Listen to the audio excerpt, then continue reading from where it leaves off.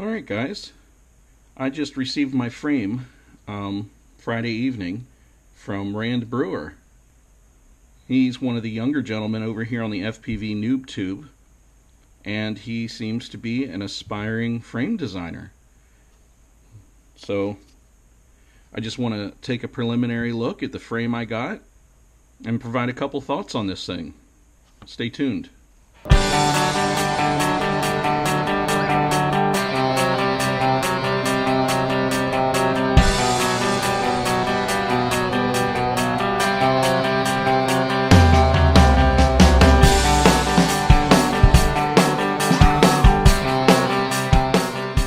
Okay, so what we've got here is actually a kind of a small version of an H-frame. And when I say small, I'm talking about this body portion here. And it's fairly noticeably skinnier. Get that. Let's go this way. A little shorter, and it's also noticeably thinner, skinnier than the Wizard frame. It also comes in just a little bit shorter. Now that's due to the standoffs, but what Rand was noticing was he did not need as much room inside of these things as a lot of these freestyle frames were giving. And so when he went about designing it, he went ahead and designed this to be just a little bit smaller. Still a lot of room in here, just not as much as some of the larger frames.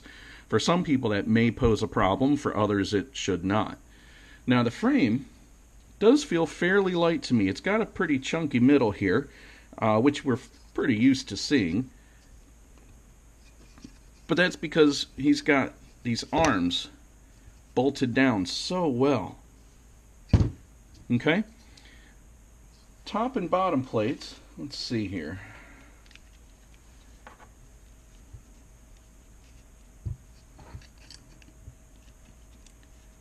Top plate coming in, let's see,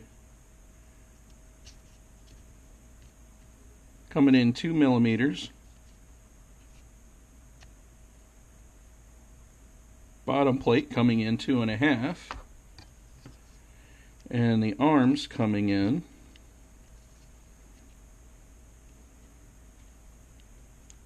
looks like about 4.5 millimeters. Kind of a weird number. That's alright, because he's playing a weight game on this too a little bit. One of the things that really caught my eye when I saw Rand throwing these things around the forums and trying to get his pre-orders set, I guess to get one of his first orders in for these, maybe it was his first, was that he was working with Bob Ruge a little bit. And we all know Kebab as being, personally, I think he's probably one of the greatest frame designers in the market today. Now, he may be modest and tell you that, you know, oh, he's not that big a deal and all this other stuff, but he's got a lot of people watching him and a lot of people that are doing things similar to him. So for Bob to be mentoring Rand on this frame, I think is pretty cool. He's got a little strategically placed cutouts here on the top frame that, you know, we can use to strap or mount certain things, like for instance, if you wanted to, you know, for lack of a better, oh, here we go. If you wanted to mount an antenna, you know, these play in real nice for kind of pulling that thing right back here. For putting that thing right back here, where it's going to be kind of out of the way and not get too banged up. Of course, your battery will fit up here. Probably going to want to have some sort of pad or something because it's going to sit right on those screws, which isn't going to be a huge deal. But, you know, if you got a little bit of that 3M mounting tape, that'll just pull it just above those screws to where you don't need to worry about getting any of your edges banged up. He's got his camera mounting plates here, and those will, you know, easily get even a full-size camera in here to where you can get everything mounted up. And then the bottom plate has, you know, your obligatory cutout. It'll allow you to either tape or zip tie different components in different places on these. Now, one of the things I would have liked to have seen up here would be a more standard mounting method for camera brackets, because personally I like to use these supplied camera brackets for these cameras. And a lot of these just have pretty standard little slits and screw holes, so that it's a lot easier to mount that bracket that comes with these. We are not going to have that option with this frame without doing a little bit of work. And even if we did a little bit of work and put a hole, it's now going to drop that camera real far back here. And there shouldn't be a strength issue with that, because if your camera is mounted back that far, it's not going to be hitting anything.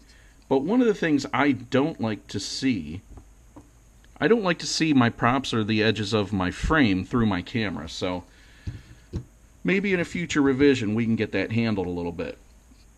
Now this is minor, because a lot of other frames suffer this same criticism that I'm going to give. Having these nuts buried underneath the stack is going to make it tough for us to change out these arms conveniently. Not that it's going to be a ton of work, but you know, you got to get your stack unscrewed and get everything out of there in order to get in there to replace an arm. I'd like to see those moved a little bit more externally, where we could reach them a little bit easier. And I'm not sure, I'm not a frame designer, have not been doing any frame design whatsoever. This is just from the outside looking in. That I think if those two things could be addressed, that this would be a pretty bang-up frame.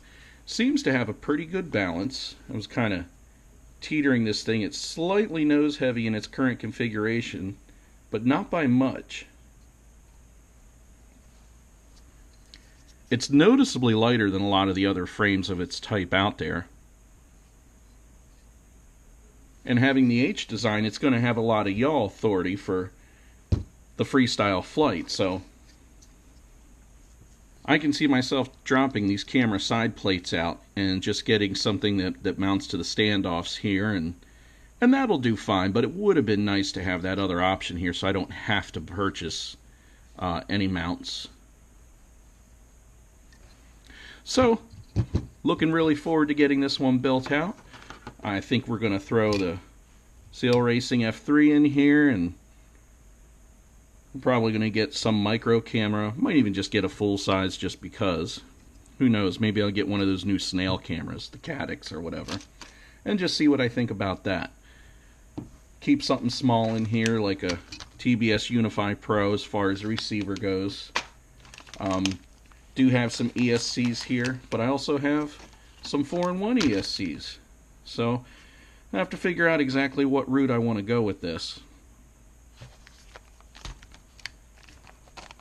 So Rand, all in all, great job. I think that you are going to go places if you keep down this line of work. You know, everything that starts with a hobby can end with a career. Or even if it remains a hobby, it's still one that you can make some money with. Help feed that FPV quaddiction, right?